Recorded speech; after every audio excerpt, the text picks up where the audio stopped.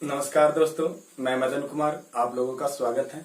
हम लोग देख रहे थे मैथ का सीरीज, जिसमें चल रहा था 10वीं कक्षा का मैथ एनसीईआरटी का सॉल्यूशन और उसका कंसेप्ट। हम लोग अभी देख रहे थे त्रिकोणमिति में हम लोग एक्सरसाइज 8.1, 8.2 और 8.3 का कंसेप्ट के साथ सॉल्यूशन भी आज हम देख चुके थे। आज हम लोग देखेंगे एक्सरसाइज 8.4 का कंसेप्ट, जिसमें मुख्य रूप से पढ़ना हम लोग को है त्रिकोणमितीय सर्वसम्मिकाएं अर्थात ट्रिगोनोमेट्रिकल आइडेंटिटीज। तो चलिए, वीडियो को शुरू करने से पहले आप लोग मेरे चैनल पे नए हैं तो मेरे चैनल को सब्सक्राइब करें और साथ ही साथ वीडियो को शेयर करें। तो चलिए सीधा अब हम लोग चलते हैं अपना टॉपिक पे। आज पढ़ना क्या है बाबू? त्रिकोणमितीय सर्वसम्मिकाएं। आखिर त्रिकोणमिति क्या होता है? ये तो हमारा पहला लेक्चर वीडियो से आप लोग को क्लियर हो गया होगा।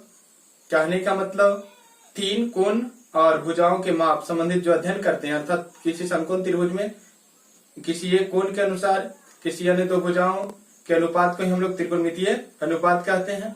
ये जो टोटल कंसेप्ट है, पीछे का वीडियो में आप लोग देख चुके होंगे।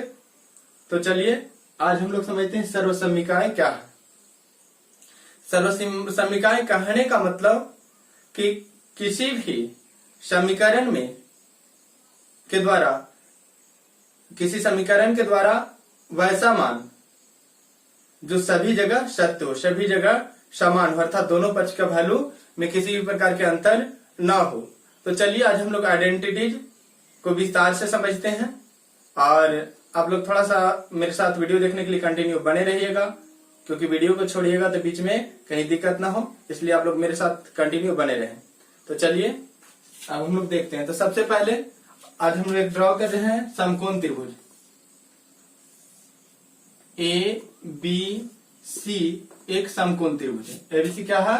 एक समकोण त्रिभुज है जिसका कोण बी समकोण है। कोण बी के समभुजा एसी हाइपोटेनियस हो जाएगा। और यदि हम सी कोण को थीटा मान, सी को क्या मानते हैं बाबू? थीटा मानते हैं। तो इसके संलग्न भुजा बीसी आधार हो जाएगा और इसके सम्मुख भुजा ए बी लंब हो जाएगा। अगर हम लोग ए को थीटा मानते, ए के संलग्न भुजा ए बी आधार होता और बीसी लंब होता और समकोण के सम्मुख भुजा एसी कर्ण होता। तो ऐसा हम लोग पीछे देख चुके हैं। तो सीधा हम लोग आते हैं मुद्दा पे। बाबू, हम लोग जानते हैं कि पाइथागोरस प्रमेय क्या है। आज हम पाइथागोरस प्रमेय के अनुसार ही त्रिकोणमितीय सर्वसम्मिकाएं जो होता है, इसका जो भी सूत्र बनता है उसी के अनुसार कैसे फॉर्मूला का तैयार किया गया है, ये सभी बात हम लोग देखेंगे। तो चलिए सबसे पहले हम लोग आते हैं पाइथागोरस प्रमेय पे।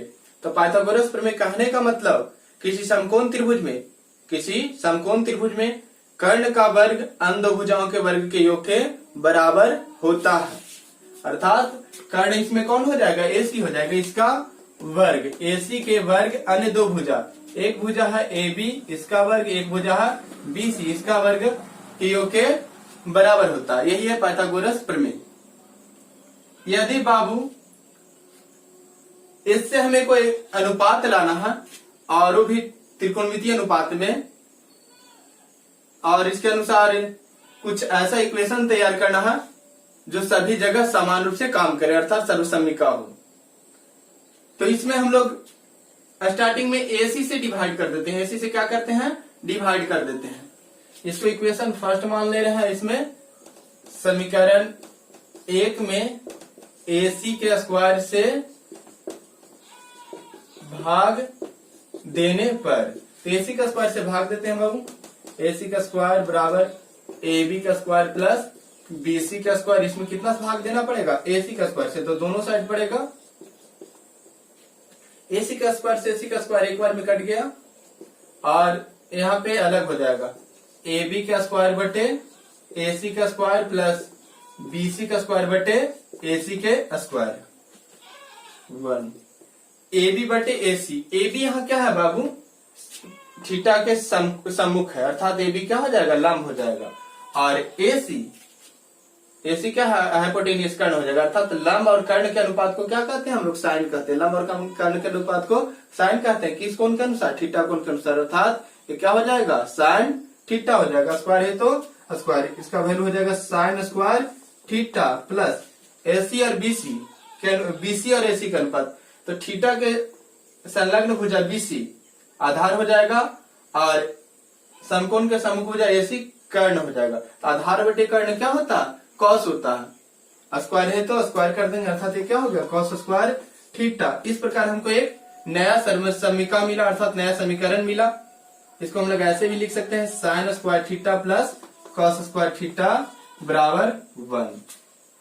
इसी को हम लोग आगे जब त्रिकोणमिति में कुछ प्रश्नों को साबित करेंगे तो उस वक्त इसी फार्मूला का प्रयोग करके और भी इससे बहुत सा फार्मूला हम लोग निकालेंगे। चलिए एक एक करके हम लोग देखते हैं कितना फार्मूला इसे निकाल पाते हैं। साइन स्क्वायर थीटा बराबर क्या हो जाएगा? इधर कॉस स्क्वायर थीटा प्लस में इधर आके माइनस में, अर्थात 1 माइनस कॉस स्क्वायर थीटा। ये मेरा फार्मूला नंबर सेकंड हो गया। यदि साइन स्क्वायर थीटा इधर प्लस में तो उधर जाकर हो जाएगा माइनस में, अर्थात कॉस स्क्वायर थीटा बराबर 1 माइनस साइन स्क्वायर थीटा। और बाबू इधर अगर स्क्वायर हटाते तो उधर रूट लग जाएगा, तो कॉस थीटा बराबर हो जाएगा under root 1 minus sine square theta. और इसमें भी बाबू अगर स्क्वायर हटाते तो उधर क्या लग जाता? रूट लग जाता, अर्थात साइन थीटा बराबर under root 1 minus cos square theta.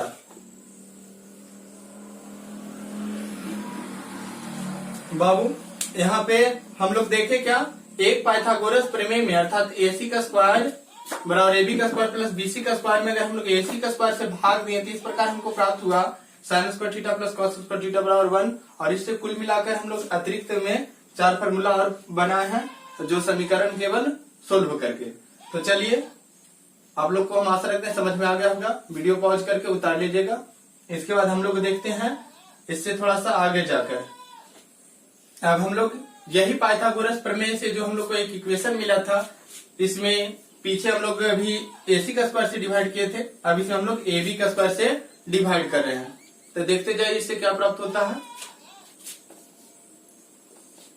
AC का स्क्वायर बराबर AB का स्क्वायर प्लस BC का स्क्वायर। इसमें हम लोग बाबू AB का स्क्वायर से दोनों पक्ष में क्या कर रहे हैं? डिवाइड कर रहे हैं। AB का स्क्वायर AB के स्क्वायर। तो यहाँ पे बाबू AC का स्क्वायर बटे AB का स्क्वायर, AC का स्क्वायर बटे AB का स्क्वायर। तो AC क्या है? समकोण के सम्मुख, अर्थात ये क्या हो जाएगा? कर्ण हो जाएगा। और AB यहाँ क्या है? थीटा के सम्मुख भुजा, अर्थात लंब हो जाएगा। कर्ण बटे लंब क्या होता है? कौशिक होता है। वो कर्ण बटे लंब कौशिक होता है। स्क्वायर है दोनों पे तो स्क्वायर हो जाएगा। एंगल क्या है? थीटा है, तो यहाँ थीटा हो जाएगा बराबर। और यहाँ AB का स्क्वायर बटे AB का स्क्वायर प्लस BC का स्क्वायर बटे AB के स्क्वायर। कॉसेक स्क्वायर थीटा बराबर AB का स्क्वायर बटे AB का स्क्वायर, अर्थात एक कट जाएगा एक बार में। और BC का स्क्वायर प्लस BC का स्क्वायर बटे AB का स्क्वायर। तो BC क्या है बाबू? थीटा का संलग्न, अर्थात आधार हो जाएगा। और AB क्या है? थीटा का सम्मुख लंब हो जाएगा। तो आधार बटे लंब क्या होता है? कॉट होता है। आधार बटे लंब कॉट होता है। तो यहाँ हो जाएगा कॉट, स्क्वायर है तो स्क्वायर, एंगल क्या है? थीटा है तो थीटा। इस प्रकार हमको एक और आइडेंटिटी प्राप्त हुआ। इससे हम लोग और भी इक्वेशन प्राप्त कर सकते हैं। तो चलिए देखते हैं। कॉसेक स्क्वायर थीटा और इधर कॉट प्लस में इधर आके माइनस में, अर्थात cosec square theta minus cot square theta बराबर क्या हो जाएगा? 1 हो जाएगा। ये मेरा अगला आइडेंटिटी हुआ, या अगला इक्वेशन भी कह सकते हैं हम लोग। चलिए, और ऐसे इधर कॉसेक का स्क्वायर है तो स्क्वायर हटेगा तो इधर रूट भी आ सकता है, अर्थात कॉसेक थीटा बराबर under root 1 plus cot square theta. ऐसे बाबू 1 इधर प्लस में इधर आके माइनस में, अर्थात कॉट स्क्वायर थीटा बराबर हो जाएगा कॉसेक स्क्वायर थीटा माइनस 1। इधर अगर स्क्वायर हटेगा तो उधर रूट लगेगा। कॉट थीटा बराबर under root cosec square theta minus 1। इस प्रकार से हमको 4 और अलग अलग समीकरण प्राप्त हुआ एक आइडेंटिटी से। इसके बाद हम लोग आगे और देखते हैं। इन सभी समीकरण का, इन सभी सूत्रों का, इन सभी आइडेंटिटी का हम लोग का प्रयोग कहाँ करते हैं? हम लोग इसका खास तौर पर प्रयोग करेंगे जब समीकरण दिया रहेगा, या फिर ऐसे कह सकते हैं जब त्रिकोणमिति में खास तौर पे सिद्ध करने के लिए दिया रहेगा और उसमें एक पक्ष लेकर के उसको हम लोग तोड़ते जाते हैं और उससे दूसरा पक्ष जो प्राप्त करते हैं उसमें इन सभी फॉर्मूला का प्रयोग होता है। इसके अलावे हम लोग जो 6 त्रिकोणमितीय अनुपात है उसको एक दूसरा में कन्वर्ट करने के लिए भी इन सभी फॉर्मूला का प्रयोग होता है। तो मूल रूप से हम लोग इसको कन्वर्जन में अर्थात कन्वर्ट करने में या बदलने में हम लोग ये प्रयोग ऐसे अधिकतर देखते हैं। ऐसे तो मैथ में खास तौर पे सिद्ध करने वाला में ज्यादा दिया गया है, परंतु सभी का मेन उद्देश्य है परिवर्तन, कि किस प्रकार एक त्रिकोणमितीय अनुपात में या एक त्रिकोणमितीय अनुपात से दूसरा त्रिकोणमितीय अनुपात में बदला जाए। इसके लिए हम लोग को आइडेंटिटी पढ़ना पड़ता है। आइडेंटिटी का के सहायता से ही हम लोग त्रिकोणमिति में एक त्रिकोणमितीय अनुपात के मान को दूसरे त्रिकोणमितीय अनुपात के मान में परिवर्तन करते हैं। तो चलिए इसके बाद हम लोग और आगे देखते हैं क्या वैल्यू मिलने वाला है। अब हम लोग इसमें समीकरण 1 में BC का स्क्वायर से भाग दे देते हैं। इससे देखते हैं हमको क्या मिलता है। AC का स्क्वायर बराबर AB का स्क्वायर प्लस BC का स्क्वायर। इसमें जब BC का स्क्वायर से भाग देते हैं तो AC बटे BC, AC बटे BC। AC क्या है? समकोण के सम्मुख अर्थात कर्ण है, और BC क्या है? थीटा का संलग्न, यह हो जाएगा आधार। तो कर्ण और आधार के अनुपात को क्या बोलते हैं? सेक बोलते हैं। कर्ण और आधार के अनुपात को सेक बोलते हैं। क्या है? यहाँ स्क्वायर है तो स्क्वायर हो जाएगा। एंगल क्या बन रहा है? थीटा बन रहा है, यहाँ थीटा हो जाएगा। फिर बराबर है तो बराबर, इसको अलग अलग कर देते हैं पक्षांतरित। AB का स्क्वायर बटे BC का स्क्वायर प्लस BC का स्क्वायर बटे BC के स्क्वायर। तो यहाँ BC का स्क्वायर से BC का स्क्वायर एक बार में कट जाएगा। C का स्क्वायर थीटा बराबर AB बटे BC। AB थीटा के सम्मुख भुजा और BC अर्थात क्या हो जाएगा? लंब हो जाएगा। BC थीटा का संलग्न भुजा आधार हो जाएगा। लंब बटे आधार क्या मिलता है? tan होता है। यहाँ हो जाएगा tan। स्क्वायर है तो स्क्वायर, एंगल क्या बन रहा है? थीटा बन रहा है, थीटा प्लस 1 अर्थात सेक स्क्वायर थीटा बराबर tan स्क्वायर थीटा प्लस 1। इसको हम लोग ऐसे भी लिख सकते हैं, sec square theta minus tan square theta बराबर 1। ये सभी क्या है? इसी को हम लोग आइडेंटिटी कहें या सर्वसमीकाय कहें या फिर समीकरण के तौर पे हम लोग कह सकते हैं। आगे हो जाएगा sec square theta, sec theta बराबर under root tan square theta plus 1 या 1 प्लस tan स्क्वायर थीटा, बात एक ही है। उसके बाद हम लोग देखते हैं 1 इधर प्लस में, इधर आके माइनस में, अर्थात tan स्क्वायर थीटा बराबर हो जाएगा सेक स्क्वायर थीटा माइनस 1 और tan थीटा बराबर हो जाएगा under root sec square theta minus 1। ये कुल मिलाकर इससे भी 4 रिलेशन मिला। इन सभी रिलेशन को अच्छा से उतार लीजिएगा और याद कर लीजिएगा। तो ये रहा हमारा त्रिकोणमितीय अनुपात में, त्रिकोणमितीय सर्वसमीकाय में जो भी फॉर्मूला प्रयोग होता है, मूल रूप से ये फॉर्मूला आप लोग के सामने बता दिया गया है कैसे प्राप्त किया जाता है वास्तविक में। अब चलिए हम लोग देखते हैं कुछ और महत्वपूर्ण परिणाम। इसके बाद सम इम्पोर्टेंट रिजल्ट्स देखते हैं। आप लोग उतार लीजिए। तो चलिए देखते हैं। ए बी सी एक समकोण त्रिभुज है जिसका कोण बी समकोण है। यदि सी कोण को थीटा मान लिया जाए तो सी के सम्मुख भुजा ए बी लंब हो जाएगा, और बी समकोण है तो बी के सम्मुख भुजा ए सी कर्ण हो जाएगा, और इसके थीटा संलग्न भुजा क्या हो जाएगा? आधार हो जाएगा। तो चलिए अब हम लोग कुछ रिजल्ट देखने के प्रयास करते हैं। तो फर्स्ट रिलेशन में आता है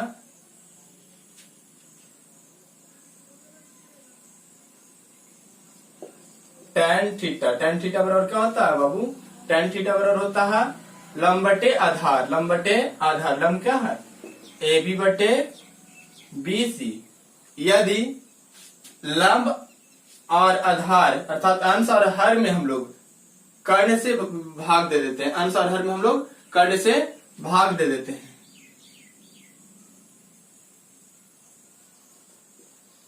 अंश एवं हर दोनों में कर्ण एसी से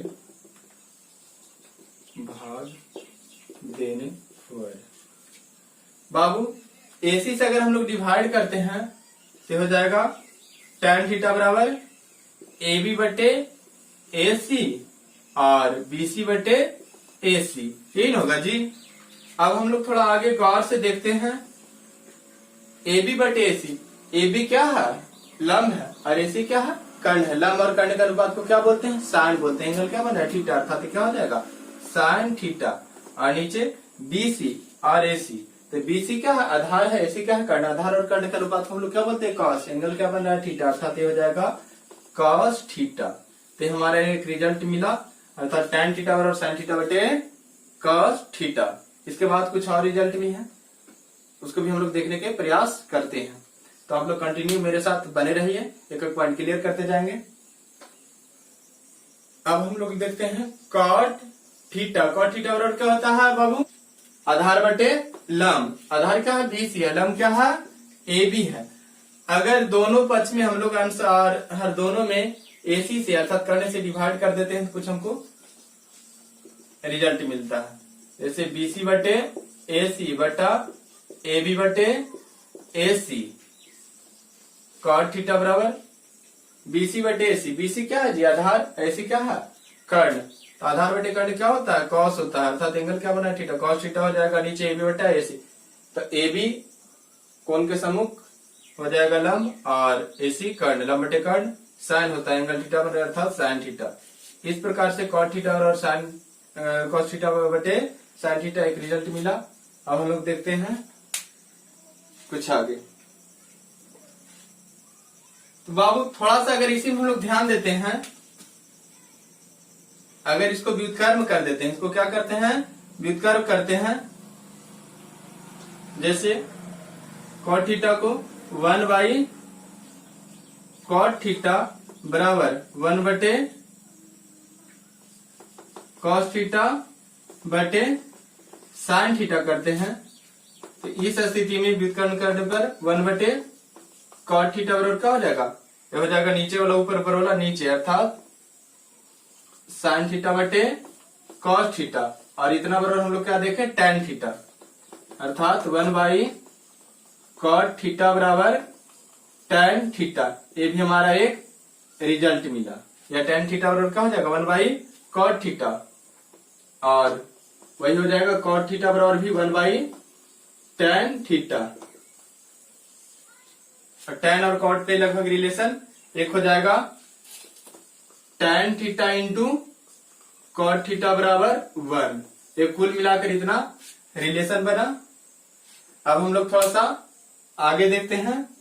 सेक और कॉस के बीच क्या संबंध है, तो चलिए उतार लीजिएगा। तो हम लोग जानते हैं सेक थीटा बराबर क्या होता है? कर्ण बटे आधार। कर्ण हो जाएगा क्या है? ए सी। आधार बी सी। कर्ण ए सी आधार बी सी। इसका अनुपात को ही हम लोग बोलते हैं सेक थीटा। तो बाबू अगर इसका व्युत्क्रम कर दिया जाए, इसका क्या किया जाए? व्युत्क्रम कर देने पर 1 बटे सेक थीटा बराबर हो जाएगा 1 बटे ए सी बटे बी सी। अर्थात 1 बटे सेक थीटा बराबर बी सी बटे ए सी हो जाएगा। बी सी बटे ए सी इसका वैल्यू क्या होता है? आधार बटे कर्ण बराबर क्या होता है? Cos theta. अर्थात 1 बटे सेक थीटा बराबर कॉस थीटा। एक रिलेशन मिला। या इसको हम लोग ऐसे लिख सकते हैं sec theta into cos theta बराबर 1, या ऐसे लिख सकते हैं सेक थीटा बराबर 1 बटे कॉस थीटा। अब हम लोग देखेंगे साइन और कॉसेक के बीच क्या संबंध है। तो चलिए उतार लीजिएगा।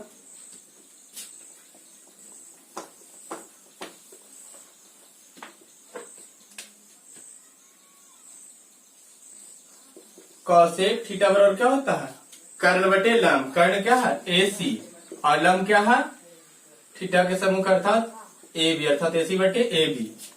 बाबू इसका व्युत्क्रम कर देते हैं 1 बटा कॉसेक थीटा बराबर हो जाएगा 1 बटे AC बटे AB। 1 बटा कॉसेक थीटा बराबर हो जाएगा AB बटे AC। AB बटे AC अर्थात लंब बटे कर्ण क्या होता है, साइन थीटा। 1 बटे कॉसेक थीटा बराबर हो जाएगा साइन थीटा। ये हमारा एक रिलेशन बना, और इसके अनुसार हम लोग sine theta into cosec theta बराबर 1 कह सकते हैं। और आगे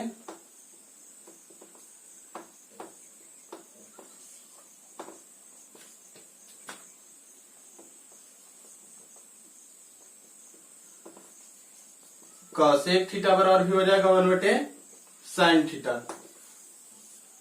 तो एक कुल मिलाकर रहा त्रिकोणमितीय सर्वसमीकरण में जो भी प्रयोग होने वाला महत्वपूर्ण सभी फॉर्मूला है, इसे आप लोग स्थिर से देख लीजिएगा और याद कर लीजिएगा, और साथ ही साथ प्रूव करने के लिए अभ्यास कर लीजिएगा। हम लोग फिर मिलेंगे अगला वीडियो में, जिसमें एक्सरसाइज 8.4 का सोल्यूशन लेकर आएंगे, और आप लोग भी प्रयास कीजिएगा कहां तक सोल्व कर पाते हैं।